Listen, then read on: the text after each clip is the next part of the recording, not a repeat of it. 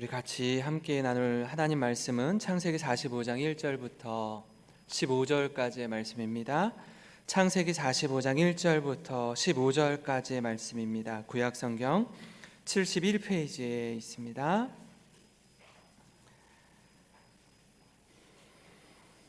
구약성경 71페이지에 있습니다. 저와 여러분이 한 절씩 교독하겠습니다. 요셉이 시종하는 자들 앞에서 그 정을 억제하지 못하여 소리질러 모든 사람을 자기에게서 물러가라 하고 그 형제들에게 자기를 알리니 그때에 그와 함께한 다른 사람이 없었더라. 요셉이 큰 소리로 우니 애굽 사람에게 들리며 바로의 궁중에 들리더라. 요셉이 그 형들에게 이르되 나는 요셉이라. 내 아버지께서 아직 살아계시나이까. 형들이 그 앞에서 놀라서 대답하지 못하더라. 요셉이 형들에게 이르되 내게로 가까이 오소서. 그들이 가까이 가니 이르되 나는 당신들의 아우 요셉이니 당신들이 애굽의 판자라. 당신들이 나를 이곳에 팔았다고 해서 근심하지 마소서. 한탄하지 마소서. 하나님이 생명을 구원하시려고 나를 당신들보다 먼저 보내셨나이다. 이 땅에 2년 동안 흉년이 들었으니 아직 5년은 밭갈이도 못하고 추수도 못할지라. 하나님이 큰 구원으로 당신들의 생명을 보존하고 당신들의 후손을 세상에 두시려고 나를 당신들보다 먼저 보내셨나니 그런즉 나를 이리로 보낸 이는 당신들이 아니요 하나님이시라. 하나님이 나를 바로에게 아버지로 삼으시고 그 온 집의 주로 삼으시며 애굽 온 땅의 통치자로 삼으셨나이다. 당신들은 속히 아버지께로 올라가서 아뢰기를 아버지의 아들 요셉의 말에 하나님이 나를 애굽 전국의 주로 세우셨으니 지체 말고 내게로 내려오사 아버지의 아들들과 아버지의 손자들과 아버지의 양과 소와 모든 소유가 고센 땅에 머물며 나와 가깝게 하소서. 흉년이 아직 5해가 있으니 내가 거기서 아버지를 봉양하리이다. 아버지와 아버지의 가족과 아버지께 속한 모든 사람에게 부족함이 없도록 하겠나이다 하더라고 전하소서.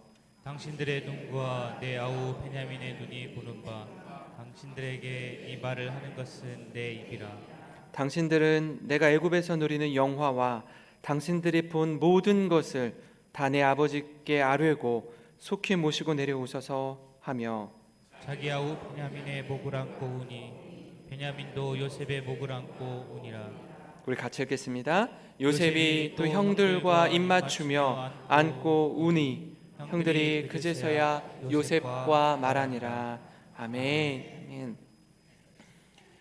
네, 2020년 특별 새벽 부흥회를 시작하면서 또 기도의 자리에 또 어려운 상황 속에서도 이렇게 함께한 우리 모든 성도님들을 진심으로 축복합니다. 우리 옆에 계신 분들과 이렇게 인사했으면 좋겠습니다. 개근합시다. 네, 잘 오셨습니다. 감사합니다. 근본 특세의 주제가 충성된 사람들에게 부탁하라라는 말씀입니다. 성경이 말하는 충성의 그 원래 본 뜻은요, 믿을만하다 또는 성실하다라는 의미입니다. 다시 말하면 자기 말에 끝까지 책임질 줄 아는 사람을 가리킵니다. 고린도전서 4장 1절과 2절 말씀을 보니까 사람이 마땅히 우리를 그리스도의 일꾼이요 하나님의 비밀을 맡은 자로 여길지어다. 그리고 맡은 자들에게 구할 것은 충성이니라 라고 말씀합니다. 이 근본 특세 가운데 하나님 앞에 충성된 사람들을 우리가 만나게 될 겁니다. 그런데 가만 보면요, 하나님 앞에 충성된 사람들이 사람들과의 관계에서도 참 신실하고 충성됨을 보게 됩니다. 그런 은혜의 자리에 감격의 자리로 나아가는, 그래서 우리 한 사람 한 사람이 하나님 보실 때에도 참 충성되다라는 그 칭찬과 격려뿐 아니라 오늘 이 땅에 살고 있는 또 우리와 함께하는 사람들에게도 참 이 사람은 신실한 사람이구나, 믿을 만한 사람이구나, 이 고백을 서로 주고받는 우리 모든 성도님들이 되시기를 간절히 바랍니다. 오늘 말씀의 제목이요, 새로운 시작입니다. 우리 새로운 관계를 맺을 때 사실 낯선 이와의 첫 만남으로 관계를 시작합니다. 마치 제가 군산이라는 낯선 땅에 와서 영생교회를 이렇게 섬기면서 우리 성도들 한 분 한 분을 만나며 알아가고, 또 군산이라는 도시의 역사를 이해하고 알아가는 과정이 그렇습니다. 그러나 또 한편으로는 그동안 묶여있던 어렵고 불편한 관계, 그 관계를 좀 풀어서 좀 새로운 관계로 나아가야 하는 상황에 직면할 때도 있습니다. 여러분은 지금 어떤 자리에 있습니까? 뭔가 새로운 시작, 새로운 사업, 새로운 만남, 새로운 관계를 맺어야 하는 자리에서 기대감과 설레임으로, 또 한편으로는 아직 가보지 않은 길이기에 두려움과 초조함으로 시간을 보내고 있습니까? 아니면 오랜 시간 묵혀온, 그래서 어쩌면 좀 저 깊은 곳에 좀 묻어두고 다시는 이렇게 들추어내거나 꺼내고 싶지 않은, 떠올리고 싶지 않은 어려운 관계를 직면해서 그걸 좀 잘 풀어가야 하는 상황에 있습니까? 오늘 말씀은 그러한 두 가지 새로운 시작, 또 새로운 관계 중에서 후자에 속한 관계, 즉 오랜 시간이 흘렀지만, 그래서 어떻게 보면 그냥 모른 척하고 눈 감고 있고 잊혀진 듯한 그런 시간 속에 뜻밖의 만남을 통해서 관계 회복을 풀어가는 그런 요셉과 그 형제들과의 모습을 담고 있습니다. 이 만남을 통해서 사실 요셉은요, 그동안 이렇게 켜켜이 쌓아온, 또는 오랜 시간이 흘렀기 때문에 그냥 모른 척하고 새로운 인생을 살아가고 있는 이 시점에서 요셉의 형들과의 만남을 통해 그가 얼마나 그 시간들이, 오랜 시간이 흘렀지만 이게 해결되지 않은 어려움이 있었는지, 밀고 당기는 그 밀당을 하던 중에 더 이상 자신의 감정을 숨길 수 없는 상황에 다다른 모습, 그래서 눈물이 왈칵 쏟아져 나오는 그런 모습을 담고 있습니다. 그런 가운데 요셉은요, 자신이 먼저 손을 내밀어서 내가 누구인지 형들에게 말하고 관계 회복을 위해 다가가는 우리 요셉을 만날 수 있습니다. 오늘 말씀을 한번 곰곰이 생각해 보면 이게 비단 요셉과 그 형제들만의 이야기로 국한되는 것일까요? 그렇지 않습니다. 오늘 우리들에게도 동일하게 우리 일상에도 끊임없이 경험하고 있는 이야기 중에 하나이기도 합니다. 그래서 이러한 갈등과 애증의 관계 속에서 깊이 고민하기도 하고, 이 어떻게 이 얽히고 설킨 실타래를 좀 풀어가야 되는지 고민하고 주저하는 분들이 계십니다. 요셉이 보여주는 자신의 인생, 자신의 삶에 대한 해석과 함께 형들을 마음 중심으로 용서하는 모습을 우리가 좀 살펴보고, 다른 사람 생각할 것 없고요, 우리 각 사람이 하나님께서 오늘 이 새벽 시간, 이른 시간 깨우셔서 이 자리에 인도해 주셨는데, 우리 각자에게 주시는 말씀에 도전받는 은혜의 시간이길 간절히 소망합니다. 요셉은 청소년 시기에 17살이면 고등학교 1학년입니다. 17살에 형들의 시기로 인해서 애굽에 팔려갔습니다. 이후에 보디발의 가정 총무로 그곳에서 잘 지내다가 보디발의 아내의 미혹으로 인해서 강간 미수범이라는 꼬리표를 달고 감옥에 죄수로 들어가게 됩니다. 얼마나 억울하고 힘든 상황입니까? 그렇죠? 그렇게 보낸 세월이 1년, 2년, 3년, 더 나아가서 13년의 세월을 보냅니다. 17살에 애굽의 종으로 팔려갔는데 13년이라는 시간을 종과 죄수로 지냅니다. 근데 그런 시간들을 성경은 이렇게 말하고 있습니다. 창세기 39장 2절과 3절 말씀인데요. 여호와께서 요셉과 함께 하심으로 그가 형통한 자가 되어 그의 주인 애굽 사람의 집에 있으니 그의 주인이 여호와께서 그와 함께 하심을 보며 또 여호와께서 그의 범사에 형통하게 하심을 보았더라라고 말합니다. 좀 종으로 있는데 형통하다라고 말씀하고 있고요. 더 나아가서 죄수의 신분의 자리에 있는데 창세기 39장 21절부터 23절입니다. 여호와께서 요셉과 함께 하시고 그에게 인자를 더하사 간수장에게 은혜를 받게 하심에 간수장이 옥중 죄수를 다 요셉의 손에 맡김으로 그 재반 사물을 요셉이 처리하고 간수장은 그의 손에 맡긴 것을 무엇이든지 살펴보지 아니하였으니 이는 여호와께서 요셉과 함께 하심이라. 여호와께서 그를 범사에 형통하게 하셨더라라고 말합니다. 우리에게도 이런 그 함께함의 은혜, 때로는요 종의 자리 또는 죄수의 신분으로, 이거는 뭐 사람들이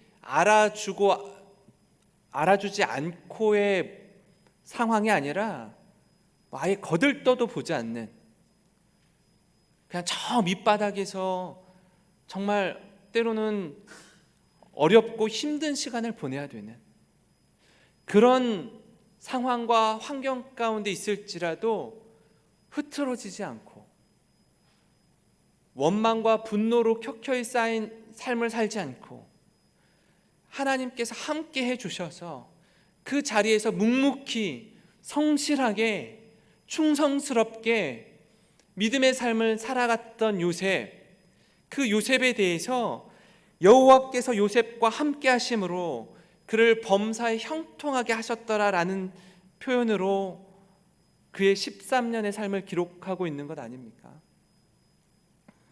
우리에게도 이런 신실함의 모습이 좀 지속되었으면 좋겠습니다.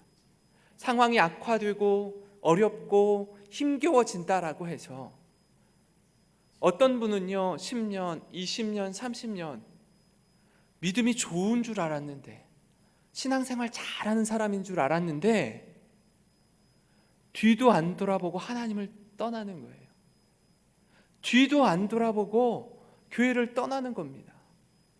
그럼 지금까지 보여준 그 믿음이라는 것, 신앙생활이라는 것이 무엇이었습니까? 무엇이 그를 그토록 어렵게 만들게 되는 겁니까? 이 시간을 지나고 우리가 잘 붙들어야 될 말씀이 하나가 뭐냐면, 그래 17세에 애굽의 종으로 팔려와서 13년을 잘 견뎠더니 애굽의 2인자가 되었더라라고 그렇게 스토리를 끌고 가면 안 된다라는 거예요. 혹 그렇지 않더라도 흔들리지 않는 믿음, 하나님을 향한 신뢰를 포기해서는 안 된다라는 겁니다. 내가 조금만 더 버티면, 내가 이 시간을 잘 견디면 하나님이 애굽의 총리로 세워주시겠지. 이제 몇 년 안 남았어, 이제 2년 남았어, 이제 1년 남았어 하고 요셉이 견디지 않았다라는 거예요.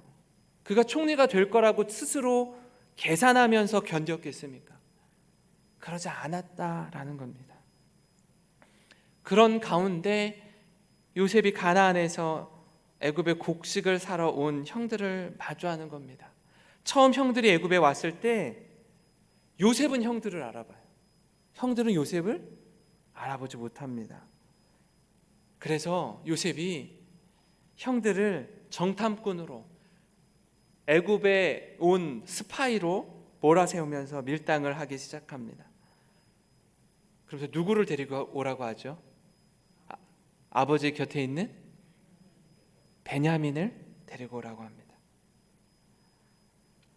그래서 베냐민을 데리고 오기 전까지는 둘째 시므온을 여기에 포로로 잡아두겠다라고 합니다. 지금 시므온이 갇혀 있는데, 애굽에 지금 포로로 갇혀 있는데도 불구하고 그 애굽에서 가지고 간 곡식이 다 떨어질 때까지 애굽으로 오지 않아요. 그리고 다시 굶어 죽게 생겼으니까 베냐민을 데리고 애굽으로 다시 옵니다. 그리고 요셉 앞에 서죠. 다시 보내는데 베냐민의 자루에다가 은잔을 몰래 넣어놓고 베냐민이 훔쳐간 것으로 말하고, 베냐민 내가 데리고 있겠다, 가라 니네들은. 그때 넷째 아들이었던 유다가 베냐민을 놓고서 가나안으로 갈 수 없습니다. 우리 아버지가 그토록 아끼는 아들이고, 가장 아끼는 아들 요셉은 죽었고, 베냐민마저 데리고 가지 못하면 우리 아버지는 돌아가십니다. 데리고 가야 됩니다. 아버지의 생명과 아이의 생명이 서로 하나로 묶여 있기 때문에 데리고 가야 합니다. 이런 절체절명의 상황 속에 요셉이 울음을 터뜨리게 되는 겁니다. 성경은요, 이 부분을 아주 구체적으로 묘사하고 있습니다. 그 어떤 관계보다도 복합적인 마음이 교차하는 이 가족 간의 관계를 담고 있기 때문에 그렇습니다. 이게요, 가족 관계는 때려야 뗄 수가 없습니다. 아주 애증의 관계입니다. 싫어도 미워도 분노가 솟구쳐도 죽을 때까지 끊을 수 없는 부모 자녀와의 관계, 형제와의 관계가 어떤 것인지 고스란히 다 담아내고 있습니다. 45장 1절과 2절인데요, 요셉이 시종하는 자들 앞에서 그 정을 억제하지 못하여 소리질러 모든 사람을 자기에게서 물러가라 하고 그 형제들에게 자기를 알리니 그때에 그와 함께한 다른 사람이 없었더라. 요셉이 큰 소리로 우니 애굽 사람에게 들리며 바로의 궁중에 들리더라. 그렇게 엉엉 울면서 자신이 누구인지 밝히는 겁니다. 이런 요셉의 모습을 보면서 오늘 이 시간 우리가 함께 좀 다루고자 하는 말씀이 있습니다. 나누고자 하는 말씀이, 새로운 시작을 원한다면 얽히고 설킨 실타래처럼 실이 엉키고 엉키면요, 아무리 풀려고 해도 잘 풀어지지 않더라고요. 저도 어렸을 적에 할머니가 이렇게 실타래를 묶어놓은 걸 한번 풀어보라고 해서 푸는데 이게 막 좀 짜증이 날 정도로 잘 안 풀리더라고요. 그 실타래를 풀고 새로운 시작을 원한다면 첫 번째로 과거를 용서하라라는 겁니다. 과거를 용서하라라는 거예요. 4절과 5절 말씀인데요, 요셉이 형들에게 이르되 내게로 가까이 오소서. 그들이 가까이 가니 이르되 나는 당신들의 아우 요셉이니 당신들이 애굽의 판자라. 당신들이 나를 이곳에 팔았다고 해서 근심하지 마소서, 한탄하지 마소서. 하나님이 생명을 구원하시려고 나를 당신들보다 먼저 보내셨나이다. 우리는요, 요셉의 심정이 어떤지 충분히 공감할 수 있어요. 한번 생각해 봅시다. 우리가 요셉이라고 한번 생각해 보세요. 13년 그 이상의 시간이 흘렀습니다. 이제 근데 형들이 눈앞에 나타난 거예요. 자기를 판 형들이. 지난 날을 생각하면요, 잠이 오지 않아요. 그리고 어떻게 해서든지 복수의 칼날을 세울 수 있습니다. 우리라면 그렇지 않겠습니까? 요셉은 그렇지 않았을까요? 요셉을 생각해 보세요. 밀고 당기기를 왜 형들과 이렇게 오랜 시간을 하고 있습니까? 그런 마음이 왜 없겠습니까? 시간을 두고 하나님 앞에서 씨름하는 거 아닙니까?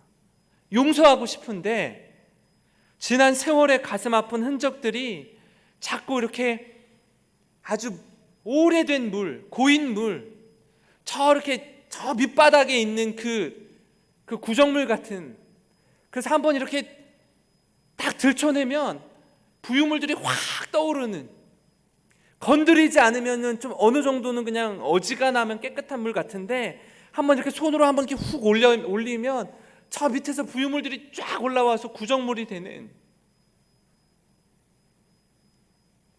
그런 것들이 다 올라오는 것 아닙니까? 그걸 소화할 시간이 필요한 거 아닙니까? 그래서 아마 그 어떤 때보다 더 많이 하나님 앞에 기도하지 않았을까 합니다. 그리고 나서 형들에게 이렇게 말하는 겁니다. 당신들이 나를 이곳에 팔았다고 해서 근심하지 마소서, 한탄하지 마소서. 하나님이 생명을 구원하시려고 나를 당신들보다 먼저 보내셨나이다. 하나님으로 자신의 삶을 해석하고 바라보는 요셉을 한번 생각해 보십시오. 내가 왜 이 자리에 서 있는지 그는 분명히 고백합니다. 자신의 생명을 해치려 한 형들에게, 아니요 형님들, 형님들의 생명을 구원하기 위해 나를 이곳에 먼저 보내셨습니다 라고 말하는 겁니다. 그러니 형님들 두려워하지 마세요. 같은 맥락에서 형들에게 다시 한번 이렇게 말합니다. 형들이 절대로 죄책감을 갖거나 두려움에 사로잡히지 않기를 바라는 요셉의 진심을 볼 수 있는데요. 7절과 8절입니다. 하나님이 큰 구원으로 당신들의 생명을 보존하고 당신들의 후손을 세상에 두시려고 나를 당신들보다 먼저 보내셨나니 그런즉 나를 이리로 보내니는 당신들이 아니요 하나님이시라. 하나님이 나를 바로에게 아버지로 삼으시고 그 온 집에 주로 삼으시며 애굽 온 땅의 통치자로 삼으셨나이다 라고 말합니다. 하나님의 관점, 하나님의 시선으로 자신의 인생을 해석하는 요셉, 그 하나님에 대해서 말씀하고 있습니다. 두 번째는요, 새로운 시작을 원한다면 화해의 손을 먼저 내밀라는 겁니다. 화해의 손을 먼저 내밀라는 거예요.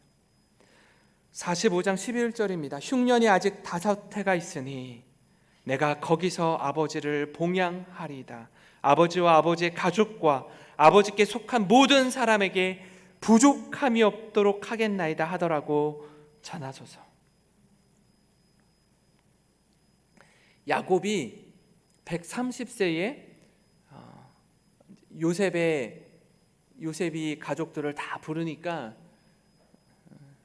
앞으로 나옵니다. 이집트로 오죠. 130세에 와서 17년을 애굽 땅에서 살다가 147세에 하나님의 부르심을 받습니다. 근데 야곱이, 이스라엘이 죽은 후에 장례를 다 치러요. 아버지의 장례를 다 치릅니다. 그리고 나서 여기서 또 한 번의 터닝 포인트가 생기는데요.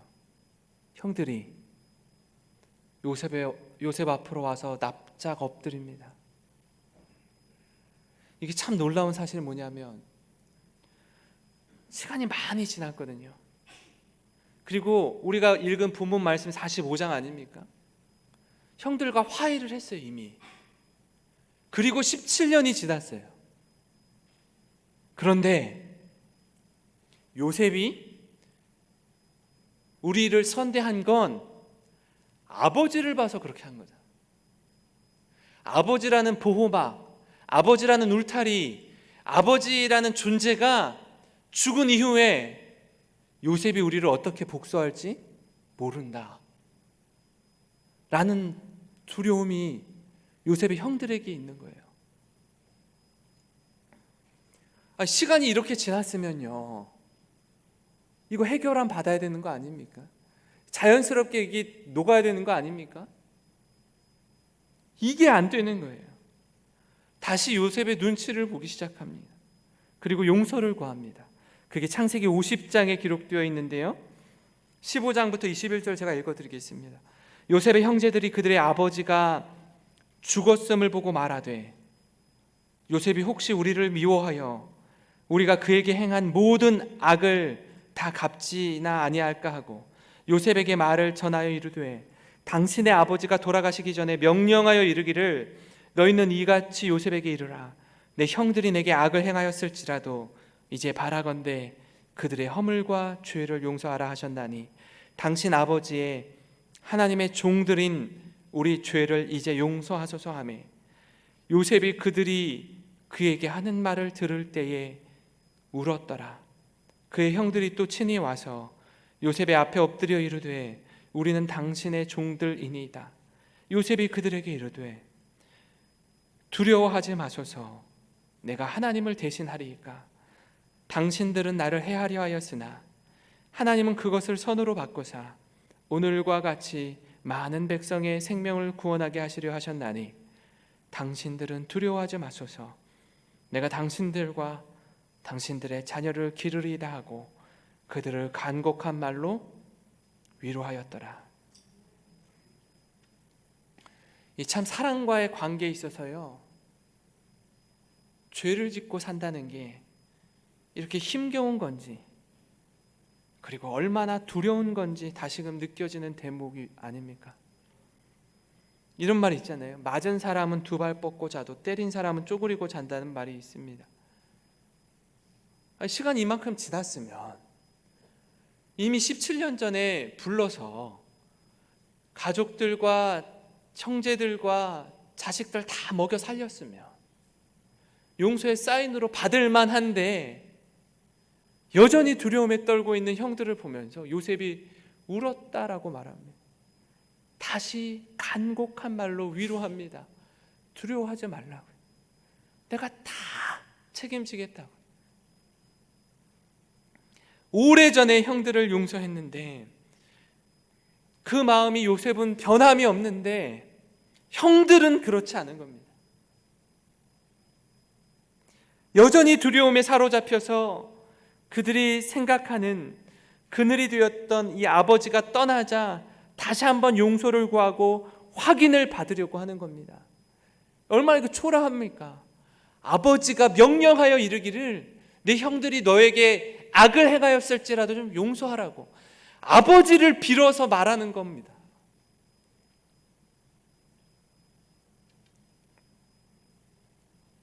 그리고 17년 전 형들에게 말했던 고백과 같이 동일하게 말하는 거 아닙니까? 당신 20절 21절이 당신들은 나를 해하려 하였으나 하나님은 그것을 선으로 바꾸사 오늘과 같이 많은 백성의 생명을 구원하게 하시려 하셨나니 당신들은 두려워하지 마소서 내가 당신들과 당신들의 자녀를 기르리다 하고 그들을 간곡한 말로 위로하였더라. 우리 삶의 새로운 시작을 위해서는요, 용서와 화해로 관계의 회복이 이루어져야 합니다. 혹 우리 안에 이런 불편함, 이런 애증의 관계, 나는 죽을 때까지, 나는 죽어도 저 사람 용서 못해요. 난 죽어도 저 사람 용서 못해요. 그런 마음이 있다면 내 삶을 하나님이라는 시선으로 인생을 해석하고 나를 여기까지 인도해 주신 에베네셀의 하나님, 그 하나님께서 우리의 삶을 어떻게 인도하시고 역사하실지 미리 예비해 두신 여호와 이레의 하나님으로 경험되어지는 우리 사랑하는 영생교회 성도님들이 되시기를 바랍니다.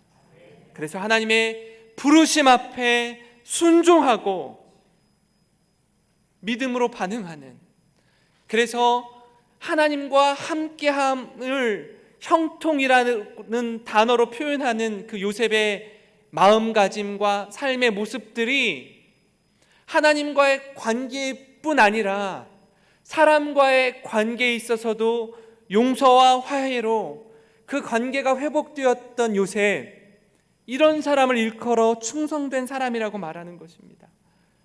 바라기는 이 특별 새벽 부흥의 기간을 통해서 정말 충성된 사람이 어떤 사람인지, 그 시작을 알리는 이 용서와 화해라는 단어를 기억하고 믿음의 삶을 우직하게 걸어가는 저와 여러분이 되기를 간절히 소망합니다.